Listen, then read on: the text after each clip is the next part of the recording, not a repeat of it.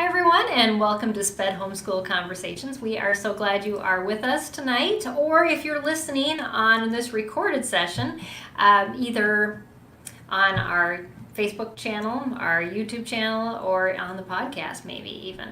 So we just want to thank you for joining us, and if you're joining us live, we want you to be part of our conversation. So make sure you get your comments, your questions as we're talking, and we're going to talk about some mom care stuff tonight, and so we just want you to really be involved and be part of this discussion. And my guest tonight is Stephanie Buckwalter. Welcome, Stephanie. Thank you, Peggy. I'm so happy to be here. This is very exciting. Stephanie is the owner of Art of Special Needs Parenting, and I'll have her talk a little bit about that as she gets started and some of her background. But our whole month we're focusing on health, and so we focused on kids' health and teens' health already, and we focused on behavioral health last week, and this week we're focusing on mom health.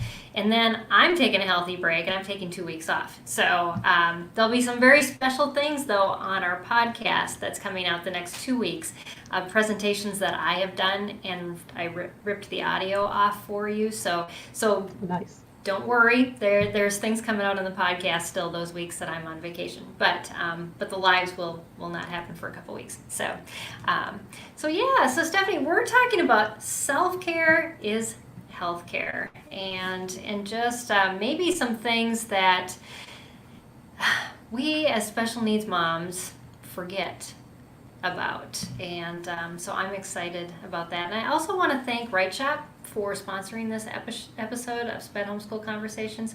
We'll hear more from them about halfway through this broadcast, but thank you, Right Shop, for doing that. And so as we get started, just love for you to tell us a little bit about yourself and your family, and also just why this topic is something you're passionate about. Because I know every time I have a guest on, when we kind of narrow down what we want to talk about, it's these things that there's a story behind them, or there's something more that is related to that. So I'd love to hear that, and so would our audience. Oh, thank you. Okay, so my name is Stephanie Buckwalter. I'm a wife and mother of 5 kids. I have 4 boys in 5.5 years, sorry. 4 boys in 5.5 years. And then there was a little bit of a break, and then I had our special needs girl. So I've homeschooled for 15 years. Each boy different amounts. We've done a mix of homeschool, private school, and public school in our family. So I've done a little bit of everything. Yeah. And I'm also a writer and a researcher. So before I did all the homeschooling and the special needs lifestyle, I was a writer. I did documentation and training in the corporate world. And I've written books for the school library market. And I've even written one on apraxia. And those are all out on Amazon. Awesome. And then my passion is for helping special needs parents. Well, it kind of developed the same way that my passion for writing developed. God basically just put circumstances in my life that tempted my natural inclinations to follow this path that he had laid out for me, that there's no way on earth I would have picked this for myself. So it just seemed to fall into place. So I'll explain the writer path, because then the special needs path kind of follows the same thing. But so looking back, I didn't realize it right away, but looking back, I grew up in a small town, and we had horrible math teachers, but great English teachers. And so everyone who graduated from my high school, my little graduating class of 77 people, everyone who graduated knew how to read and write. Couldn't do math, but we could all read and write. And then I changed my major in college 5 times because I kept flunking math classes. I flunked business calculus, I flunked science calculus. And so I finally... I was paying for school myself, so flunking these classes was quite expensive. No one was footing this bill. I was like, I can't afford school anymore. That's wasting time, wasting money. So I literally picked up the course catalog, flipped through it, and said, what can I pass all the classes on? And I ended up at a small college, and it was like, they have a literary studies degree. I can read and I can write. I will do that. And so it's like God was just planning that for me, and I had no clue. And then after that, I moved to documentation training in the corporate world, like I mentioned. And then I had kids, and after 2 kids, it looked like we weren't going to have any more kids. And I grew up in a family of 13 kids, and people were always saying, oh, you should write about that. You should write about that. And I thought, I'll go to a writer's conference. And so I did, and I met someone who became a mentor, and he kind of helped me get started in writing. And that's where I sat for years, just writing a book every few years for the school library market, same publisher. And then I had a special needs daughter. And then I also had a child who was a struggling learner. I don't say a lot about him because he's an adult and, it's his life and I don't want to, go there too much. But I did stumble around quite a bit with him in the early days. And then when I had my special needs daughter, all of a sudden I was introduced to this whole world, something occupational therapy, executive function, low muscle tone, and all these terms and things that I had never heard of. So if you have a struggling learner, there's a lot that can be had in the special needs world. So don't shy away from the term special needs because it's really, there's a lot there that can help you with a struggling learner. And let's see. And the other thing was I always knew, so I like to write, and I thought the one thing I will never write about is parenting because I felt so inadequate with my boys. It's just all the struggles and the problems and this, that. So I know I can never do that because I'm not that stellar example. So here comes my daughter and special needs, and now I have a website with parenting in the name.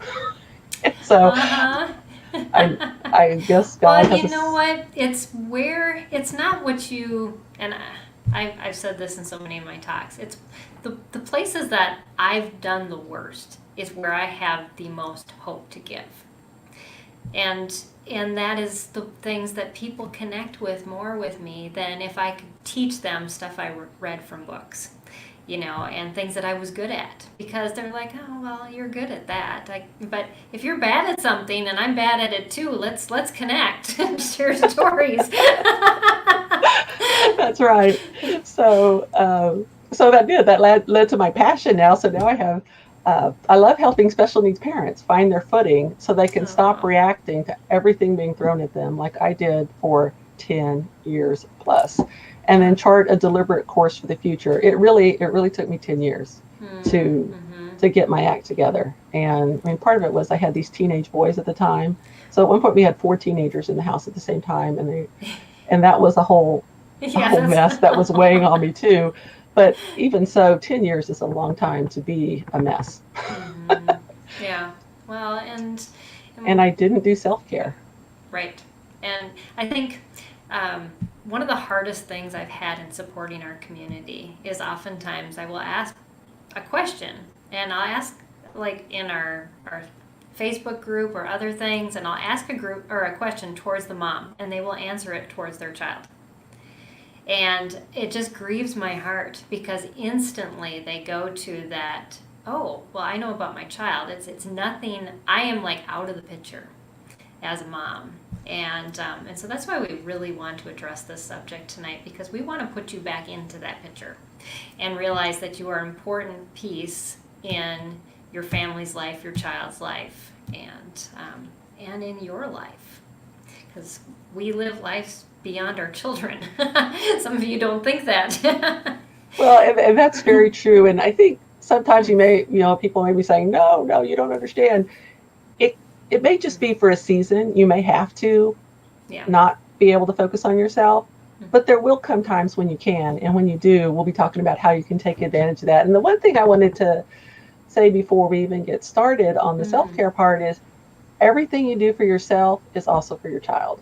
So you need to take care of yourself in all areas. And I kind of like to think of it as heart, mind, body, and soul. If you can focus on those at different times, then you'll be taking your baby steps toward getting self-care in around your special needs lifestyle. Right. And you've kind of taken that heart, mind, body, and soul and put it into like 5 types of pitfalls that parents with special needs children tend to fall into, and I loved your list. So I thought we'd just kind of kick off and just have you address the first one, and maybe just how do we get in that that rut, or how do we get out of that rut, or how do we even recognize that we're in it? Because maybe we aren't even at that point. Well, because I'm just now coming out of these ruts. So all these things that I'll be talking about tonight, I've lived every one of them. And the answers didn't always come quickly or easily, but by God's grace, here I'm here tonight talking to you, thinking I might have something to offer. So the first one, I'm sure you do. thank you for your vote of confidence. So the first thing is not dealing with the cognitive dissonance of raising a special needs child. And I'm going to explain what that is. So if you're not familiar with the term.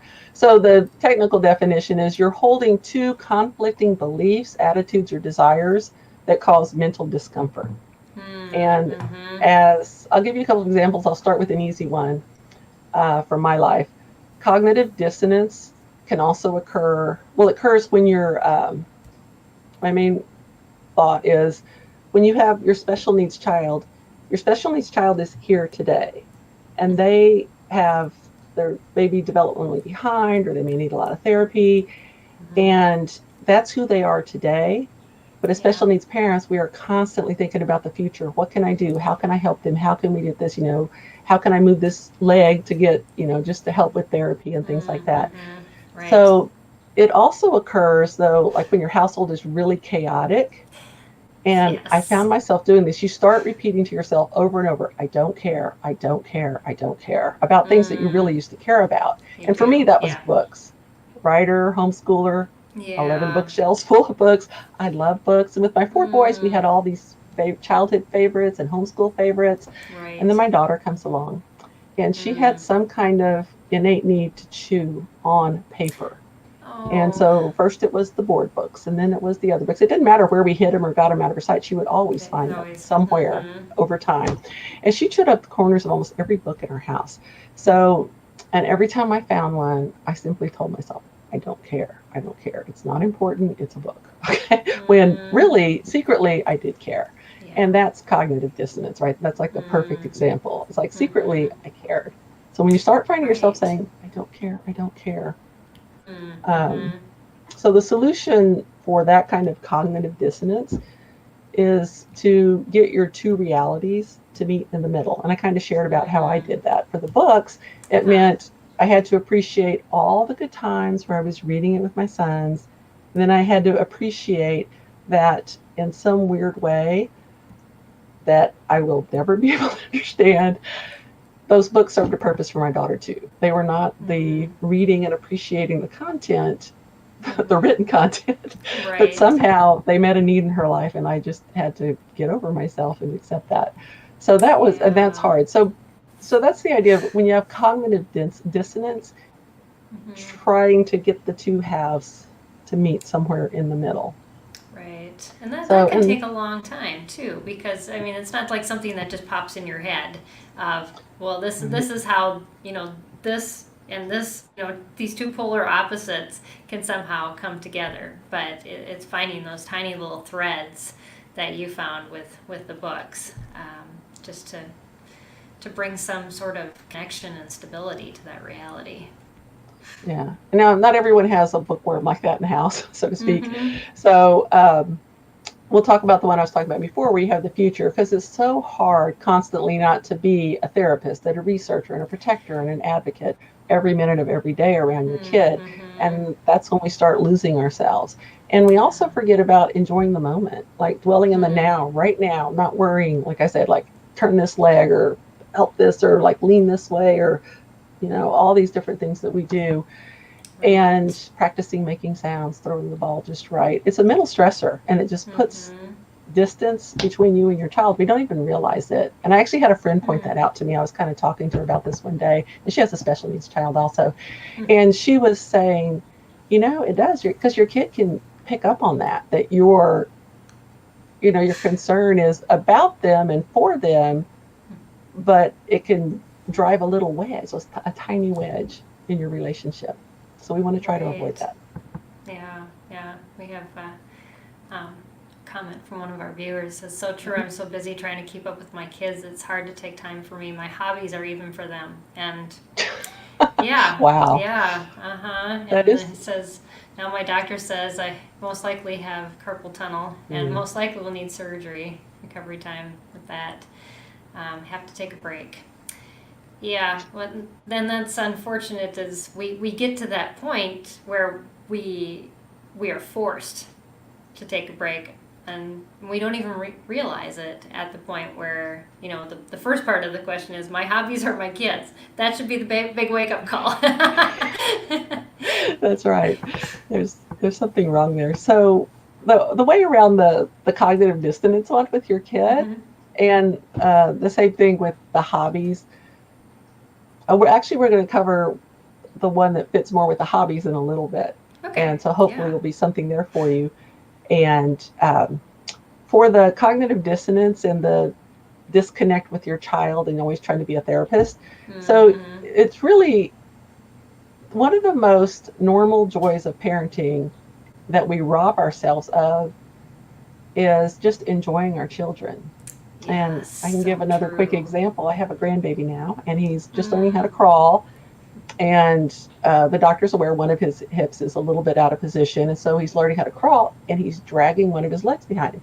And so when Mm. he's crawling, I'm there, I'm trying to like get that little leg underneath him and like show him how to walk and all that. Mm-hmm. But the rest of the time, I'm simply enjoying him, laughing and talking and feeding and playing with something. Mm-hmm. And I had forgotten about that because with my daughter, I don't think I did that. I didn't enjoy all those moments like I Mm. could have. I was always, fixing the leg kind of thing. So Right. it's so we Yeah. rob ourselves of one of the just regular joys of parenting. And Mm-hmm. the so you really have to force yourself out of fix it mode. That's what I call it. Right. And let your child be who they are for a time every day, resisting that urge to do something because Mm. they need it. And Right. that one little move for that 10 or 15 minutes is, not doing it is not going to probably change your child's future in Right. a drastic way. Mm-hmm. So when you take a break from being mama fix it, your child feels your acceptance and they feel that enjoyment that you have. And, Yes. it's creating good brain chemicals. And I'm all about brain stuff too, which we're not talking about tonight. But if Uh-huh. you're interested in neurological stuff, I'm all about that. And so you're also taking care of your heart and you're filling your child's love tank all at the same time. Mm-hmm. So there's a lot of good that comes with that, but it's very, very difficult to do Right. in the middle of day-to-day living. Yeah. I found that having like reminders, things that like if I saw it and caught my attention and I needed to refocus, whether it was just a really brightly colored post-it note that I stuck on a wall or a door or inside a cupboard, and when I opened it, oh, that's right, I'm supposed to just not be homeschool mom or not be Yeah. the nagging parent, and I'm just supposed to have fun. I would put them inside like board games. So when my kids would bring board games and say, "Mom, you want to play a game?" I would stare at me and I go, "Oh, sure." And that'd be like the last thing I really wanted to do. But it was just like, okay, this means you're supposed to take a break, and then I would. But if you need those physical reminders like me, that's a Well, and good that's way to really good. factor Your in. kids will help you. If you listen to them, your kids will help you know when they need more of you than Mm-hmm. the inner therapist. Yes, exactly. They probably need a lot less of that. uh, No offense to all the therapists listening in. yes, but it's yeah. So that was the first point. What Mhm. is the second one? This one is really big, and this is one that I've struggled with, and I'm just now probably never will totally come to grips with, but I'm really coming to grips with it now. And that's not changing your lifestyle to fit your new reality. Mm-hmm. And I think this trips up a lot of us because being a special needs parent, and in the beginning especially, it can be just one big heartache. It hurts and we Right. grieve. And the last stage of grief is acceptance. And it's a Mm-hmm. nice place to be. And hopefully we eventually get there. Mm-hmm. But once we've gone through the grief cycle, I think a lot of us are just so happy to be out of it that we kind of stop. But there's another Ah. process that comes Huh. behind that one, and we don't realize it or don't even have the energy to Hmm. consider it. And that's that we need to change because our world around us has changed. We have to change how we relate to the world and others around us. Yeah. And what that mostly means is we're going to have new boundaries and new priorities. And that is really hard to do because it takes a lot of emotional energy to do that. Yeah, yeah, definitely. You're changing yourself and your dynamics and everything, but not in a bad way, but you're adapting. And and it's just like becoming a new parent. Really, you don't know what that is. Everybody tells you, oh, you're having a baby. Wait, talk to me 3 months afterwards, because it's like you can't explain it. It's just going to happen and your life is going to be upside down. And it's like even more so with the special needs diagnosis. And it does it. It is that grieving process added to that change. And who am I in the middle of this? And when we come out, though, and I'm sure you feel the same way, is I'm a better person for this and going through this process with my child because I've learned things about me that I didn't know. And I've had to struggle with things that I buried. I didn't want to deal with, but I had to. And it is a long process to go through that. Yeah, so I did too. What are yours? Yeah. Oh, I'll let you finish that. Oh, I was just to say for me too, and that thing that came up to the surface was rejection. Dealing with rejection, because this was like intensive rejection, just walking in the grocery store and be rejected by other shoppers and little things like that. And just looking at history of how I responded to that was kind of unhealthy based on some other rejection that I perceived, because we'll talk about that too. Perceived stuff. So but you don't have to stay there. So you can shift from reactionary mode to taking control of your life again. And so I would say start with the two things I talked about, like setting boundaries. So that means doing things like staying away from people who are constantly negative toward your child or your choices. And that could be friends, church members, family members, unfortunately. Sometimes even your spouse. And that one's really hard to do with. So this one, I'm not really talking about spouses here. I'm talking about more the people that you can cut out of your life, you can guard from in your life. And so limit your exposure as much as possible until you're more confident in your situation. It may not have to be forever, but initially, a lot of parents have to do that. They have to get that cushion so that they can function and they can work out their own stuff. I like that word. I never even thought about. It is a cushion. It's that space between where I'm at and where other people are at, and you need to have that vacuum. So there's not all the negative coming in because you got enough to deal with inside already. That's true, and that's so hard to get too.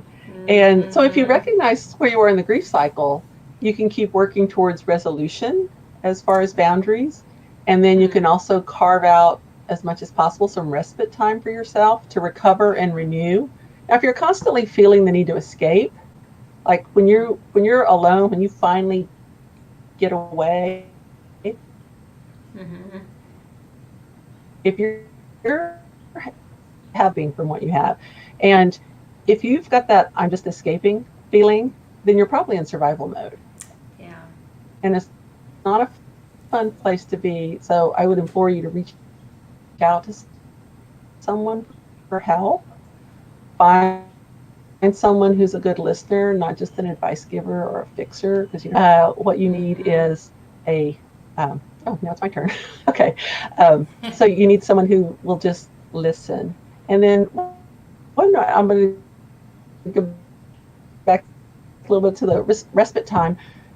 If you really, because a lot of people don't have the support network they need in place, especially in the early days, is if once your child goes to sleep, and even if you and your husband can get away, have someone come and babysit while the child is sleeping. And that way they don't have to worry about all the special needs care. Like my daughter is still nonverbal. And so even finding a sitter now, because she's doing pretty good with her AAC device, so she can communicate through that.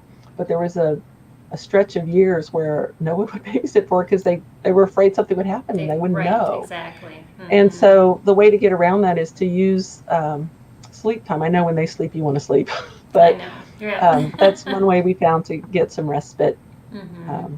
if we couldn't get it formally by having someone come over.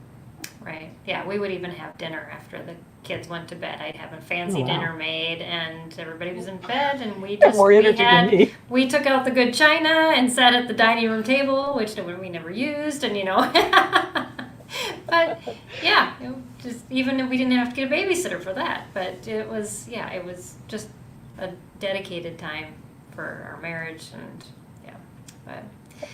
Yeah, it's you have to be creative, and but definitely reaching out. And I think we tend to prejudge people before we reach out to them, and so Stephanie's feed broke up a little bit. I'm hoping and praying that it'll stay constant, but so we'll just keep going on. And okay, well, actually, yours disappeared for a little bit too for me, but that could have just been mine. It could be from your feed too. Okay. So, yeah. Okay. So the other part of, we're talking about setting boundaries and then setting new priorities.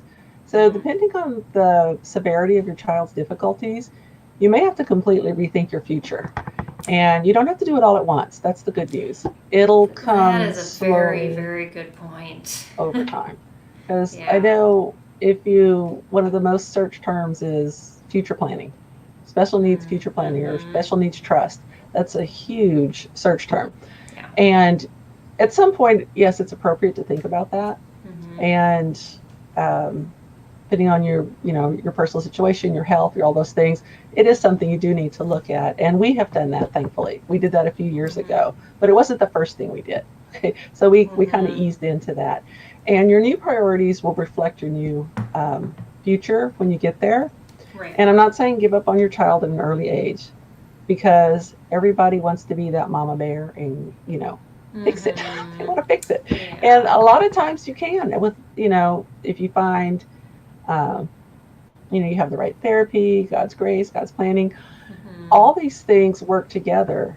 But for some of us, those things like wanting your daughter to talk still haven't. I don't say never, because I still have hope that she will one day talk, because kind of comes and goes. But so you don't want to give up on your child. There's always hope. But as time passes, you may have to face certain realities that you're going to have a different future than you had hoped. And don't be afraid to embrace that, because I don't think we were meant to be miserable all our lives. And I know, I actually know people who have children who just every day is a battle behavior, and they're adults. And so they're not little kids with behavior problems. They are adults with behavior problems. And, it's just killing them to think about having to put them in a home. But they would rather persevere with their child at home. And, and that's good. That's their decision. That's what they want to do. Right. So, but they're embracing it. That's where they are with their child, and they're embracing that. And then what your child is like now is not necessarily what they're going to look like 5 to 10 years from now, especially if they're younger. There are children who, I think my favorite book, that I've read recently is Ito in Autism Land. And it's about a young man who's nonverbal, had autism. And around the time he was 12 years old, he had severe autism, so like the hand flapping and everything. Yeah. And he learned how to use touch typing through the Soma rapid prompting method. And he learned how to communicate. And so he started writing blog posts, and those were eventually collected into a book, which is the one I just mentioned. And he talks about all the things that were going on in his head while he couldn't communicate. And so anyone who has a nonverbal child, I highly recommend that book, just so you can get some insight, whether your child has autism or not. Mine doesn't. So, but it's still an insight into her mind and what could potentially be going on there. And I always say assume intelligence, because this kid was perfectly intelligent. Yes. And exactly. So he was, and he talked about, the perpetual kindergarten of special ed. Yeah. So, and because he was in the public school system, and by the time he got, so 12, that would have been around 6th grade. So that's when he learned how to communicate. So a few years later, by the time he was ready for high school, he was mainstreamed in almost all of his classes. And he said he still had severe autism. He still was, hand flapping. It didn't change any of that. But Right. it had opened up his mind and being able to communicate. Communicate. So never give up Yeah. on your child. There's Right. no reason to think No. that, this is how it's going to be forever. Yeah, I have 10 adopted siblings with special needs, and 3 of them were nonverbal. And my mom learned how to do the eye gazing technique and communication. Oh, wow. And everybody thought they were vegetables until they started communicating. And, even my one sister who only had a brain stem, she knew exactly what was going on all the time. Wow. And the neurosurgeons were just shocked. But we give, like you said, we give up too easy. These kids have something going on. We just have to connect with them in the right way. And it takes a lot of time, it takes a lot of creativity, a lot of prayer for us as parents, and patience, because we just don't know how that's going to happen. That's my secret dream, is to develop things to help parents with kids who have communication problems to really reach them, their heart, their mind, their body, and their soul, and pull out what's in them that's got to be frustrating for the kids. And every time I get really frustrated, I always think, as on my really bad days, as frustrating as this is for me, I cannot imagine what it's like for her. Exactly. Yeah, so true. Well, this has been a great discussion so far. We're halfway through already, and Stephanie's still got 3 more points, so we're going to get back to that soon, but we're going to hear from our sponsor first. I'm going to give Stephanie a little break off the camera, and so I'll have you back in just a little while, and we'll continue this discussion. And right now we're going to hear from Right Shop, who is our sponsor, and I will tell you a little bit about them, because they are gracious to support this broadcast, and also our outreach and our nonprofit.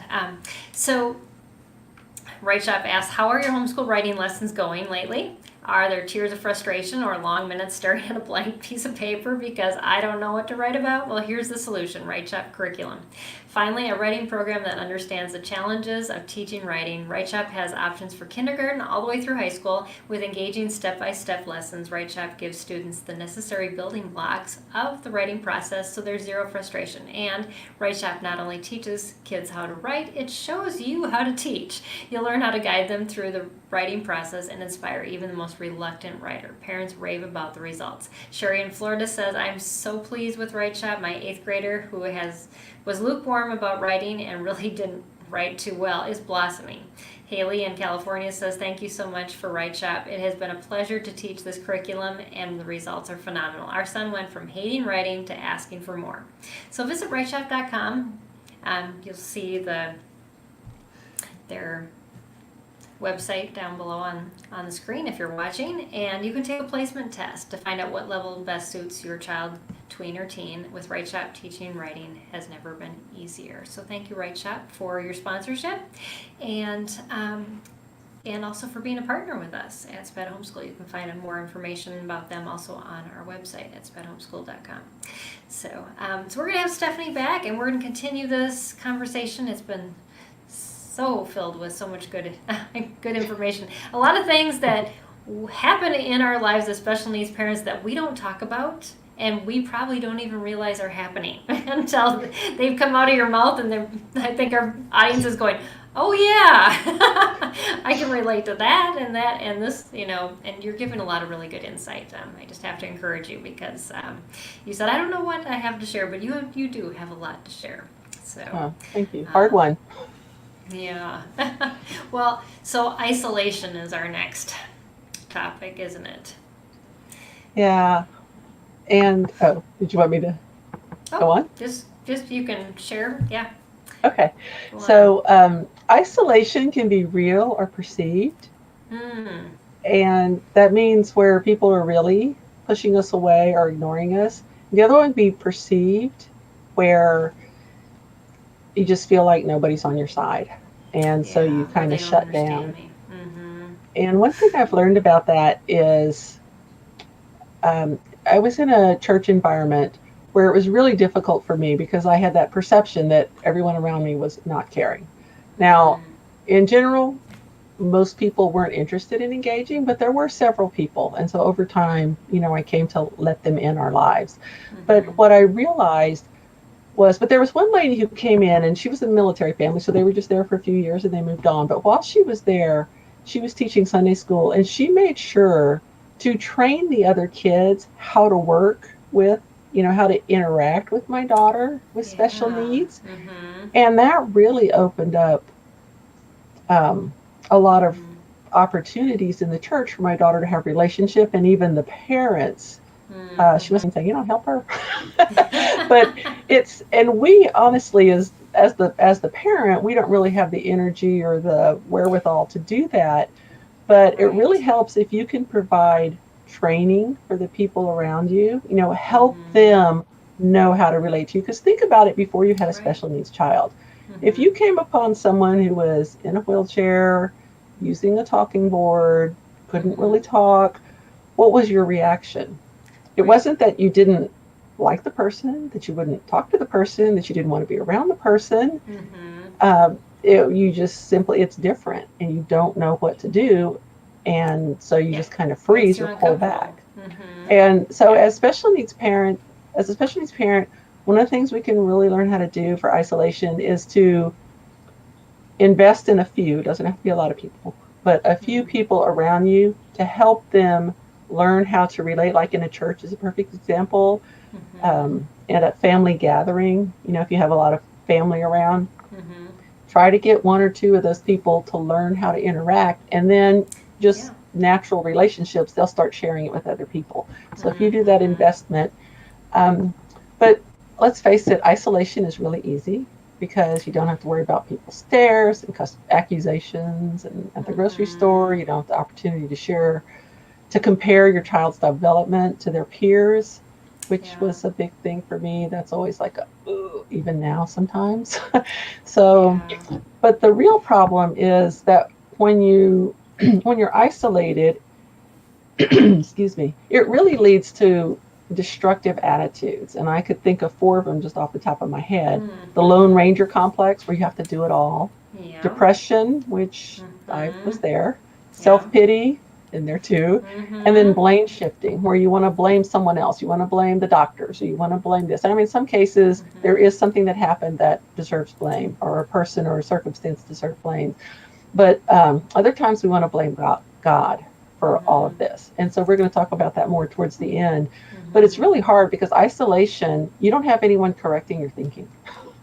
You get caught in it. You're the expert right there. In that swirling tornado. Yes, that's so true. Yeah.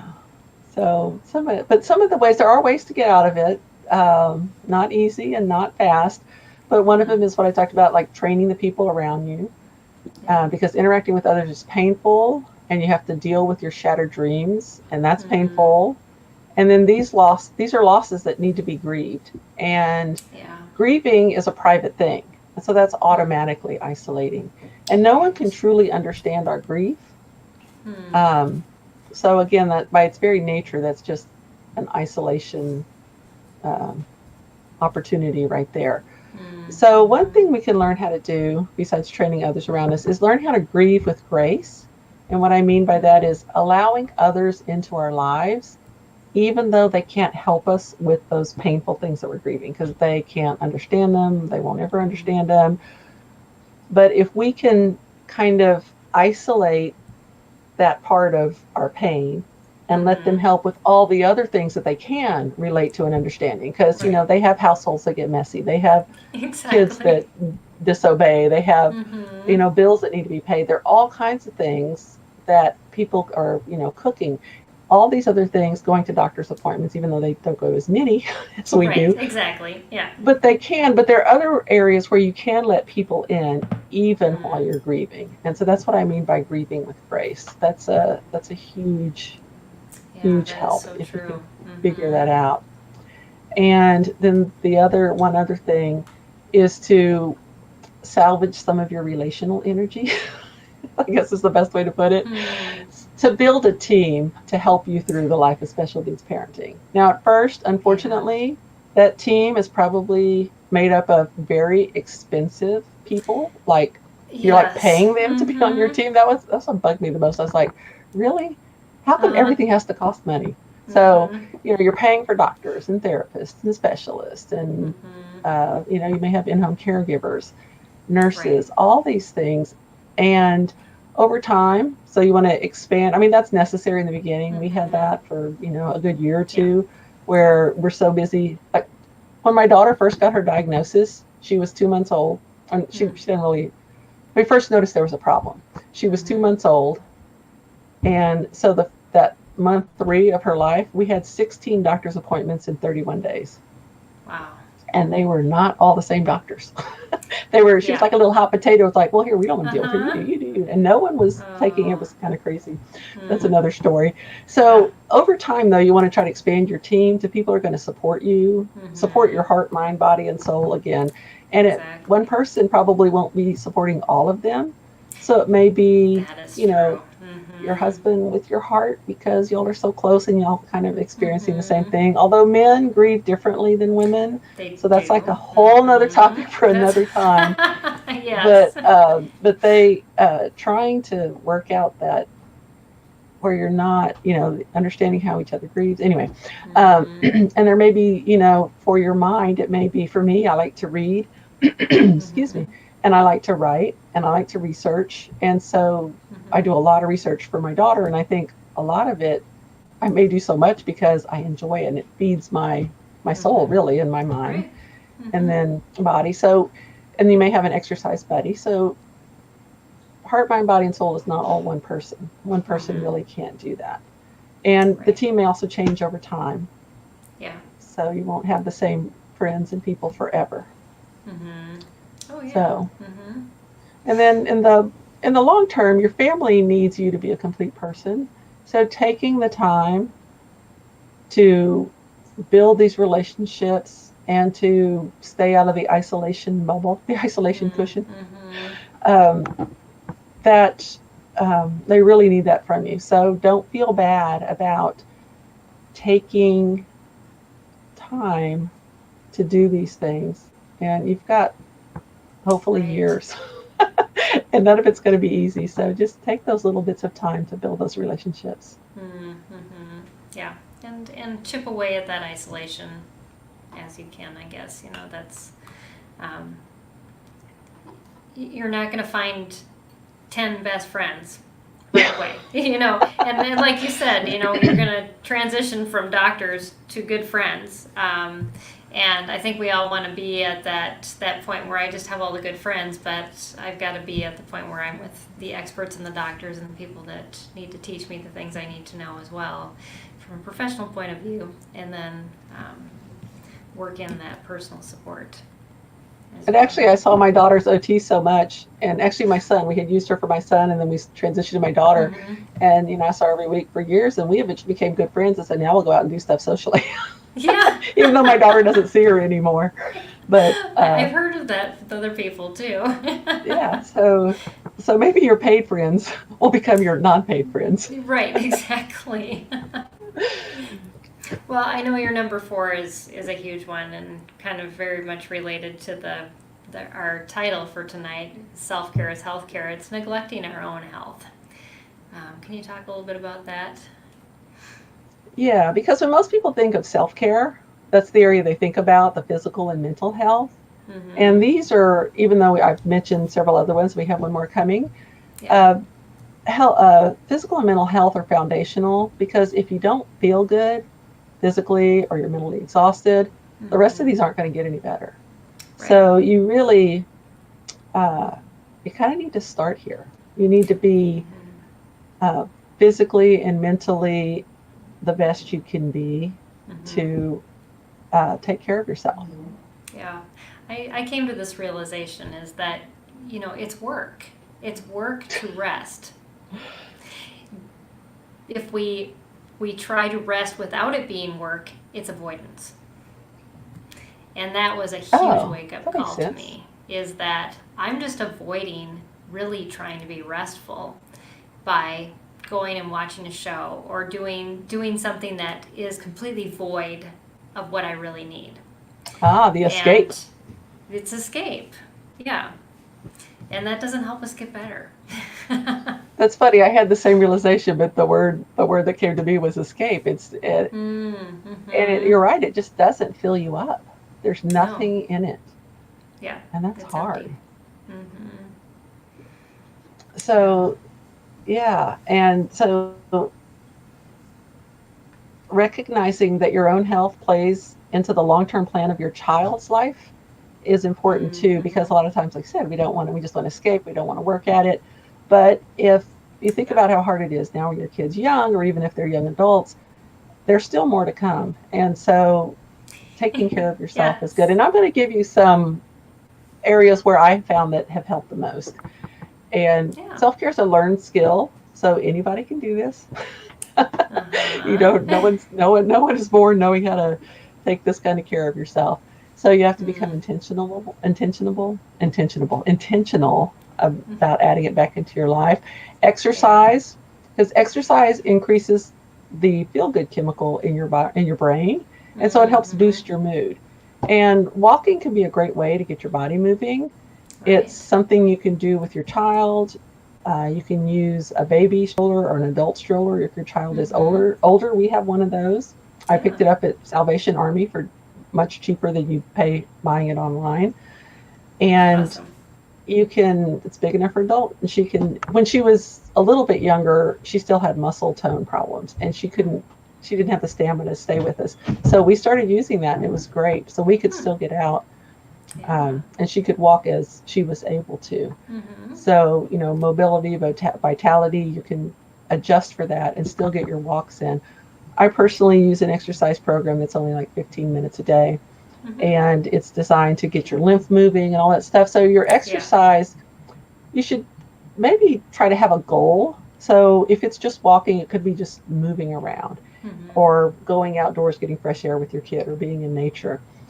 For me, the exercise program that I like, because I've developed some health problems, that this exercise program in the past has helped me get rid of, but they came back, so now I'm trying to get rid of them again. Mm. But it gets the lymph system flowing, Yes. and that Rebounding. helps. Yeah, Helps with that lymph system. yeah, and this is right. And your goal may be getting that runner's high, so you may want to go running. Not that anyone has time to develop running, but you may. And Mm-hmm. so, if you have an exercise plan, don't just exercise, just, oh, I have to exercise, but have a goal with Find your something exercise, you a health goal, love. Right. something you Yes. love. And like if you love being outdoors, do walking. You don't have to run. Mm-hmm. And Yeah. walking is also good for your special needs child, because Mm-hmm. I'm all about developmental movement too, the neurology I was talking about earlier, and developmental movement. And when you're walking and you're swinging your arms and you're walking your feet, even if your child's gait is off, Mm-hmm. that movement, that alternating movement, is building neurological connections in Yes, their the brain. connections. Mm-hmm. And if you have a treadmill, you can even get them on a treadmill every day for 15, work up to 30 minutes, and that will improve their neurological organization. And Hmm. uh, you will notice a difference if you do that over time. So even Yeah. walking for yourself is just as good, Mm-hmm. because our neurologicalization goes south Yeah, too. we can use it too. Exactly. So, and then I'm going to talk about diet, and I'm going to say the Mm. quiet part out loud. Processed carbs are killing you. Okay. Yes, They are they robbing are. you of energy, vitality, and the ability to think. Mm-hmm. And if I could only remove one thing from my diet, that's what it would be: processed carbs. And I'm Mm-hmm. not saying you have to go on a low carb diet. I'm talking about how they're prepared, because there are no Mm. neutral foods. Everything you put in your mouth is either robbing you of health or adding to your health. Yes. And processed carbs are robbing you of your health. I tell my kids Mm-hmm. that all the time. That's why I'm saying it like that, because I'm Uh-huh. my boys, and I'm like, because they're all learning about nutrition as I'm watching Yeah. their food choices. And I'm like, no, that's robbing you of your health. No wonder why you did. You couldn't wake up in time for work. Exactly. so, um, and changing a diet is hard. I know that, and Yeah, I had to go it all took us. vegan in April, and I cried. I sat in my bathtub and cried when my doctor told me Oh, that. But I was diagnosed with wow. cancer in April, and it Oh, was I'm sorry. hormone fed. So all hormones came out of my diet. So, yeah. Oh, wow. But I feel That's better amazing. than I ever have in my life. I just want to encourage Oh, you. If, you know, good. taking carbs, all sugar, and all meats, all dairy products, everything is out of my diet other than vegetables. That's what I eat. And complex Wow. carbs. So, but not wheat. So, yeah. And Wow. And changing a diet is hard, as it Peggy is. It's Peggy very can hard. attest to. But we took ours over months to change our diet. Yeah. And it didn't even really look different as we were changing it slowly. But now that we Mm-hmm. removed a lot of the bad things, we don't miss them. But if we had to Yeah. remove them all at once, like Peggy, that would have been really hard. Yeah, I would not suggest it. So, And first my we took family out, never did it with me. They were oh, like, no way, we're not. oh, that's the other thing is when you have to take your family with you on this change. Mm-hmm. But, Yeah. because we got rid of sodas first. I just stopped buying them. I'm like, we're not buying sodas anymore or Mm-hmm. juice. We're Yep. getting rid of the sweet drinks and we're only going to drink Mm-hmm. water. And then once we Yep. got okay with that, then Yeah, one thing at a time. That's the best way to do it.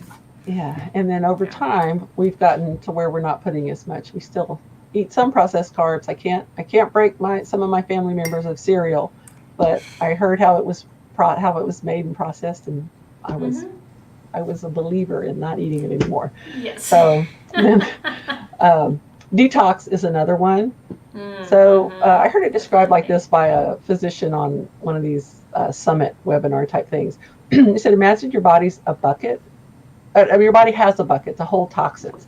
And when the Mm-hmm. bucket gets full, it overflows. And that's when your body starts having, cancer and all these other things going Right. on.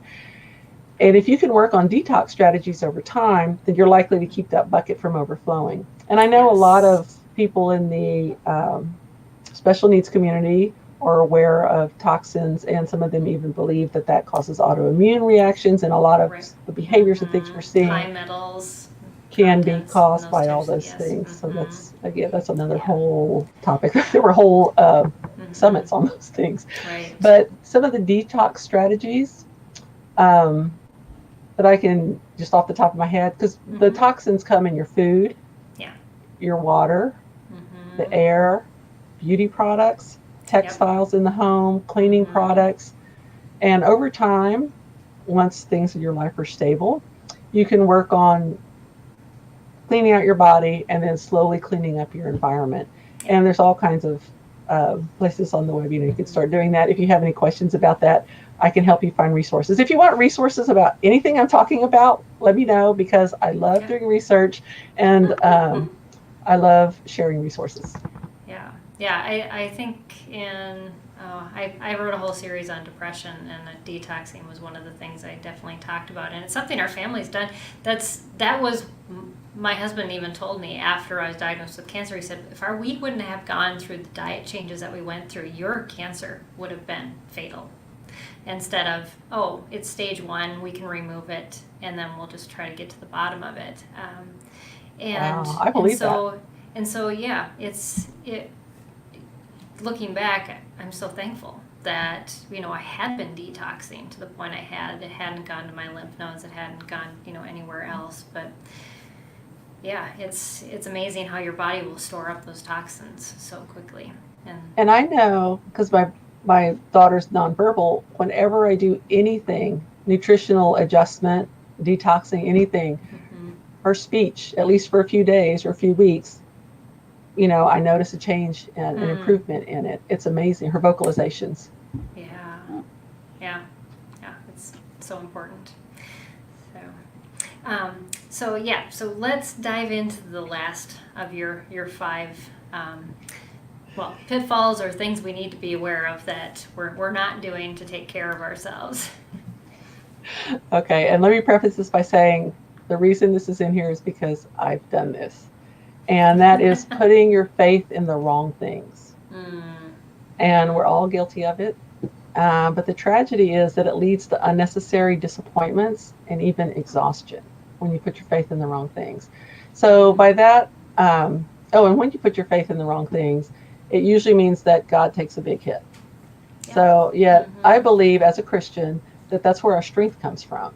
Mm-hmm. And like I said, pitfall number 5, I was in it right there with you. I was in that pit. Yeah. And so in effect, we self-sabotage when we put our faith in the wrong things. And the wrong things are basically anything that we think can fix our kids, like doctors, medicines, therapies, our own ability, our own, determination and drive, new technology. And also, I have another one that's not the same as that list. One of these is not like the others.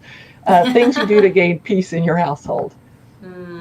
Because that was one of my big pitfalls. Like, I would sacrifice a lot to get peace in my household, and it wasn't always good for me or my kids for child training or child stability. And faith, when I say put your faith in the wrong things, faith implies that you're worshiping something. And so the question becomes, how do you know what you worship? And I would say you can take a look at where you're making sacrifices, and then what are you hoping to gain by these sacrifices? Because if you're sacrificing to the point of destruction of your own heart, mind, body, or soul, then the thing you're trying to gain is what you're worshiping at that moment.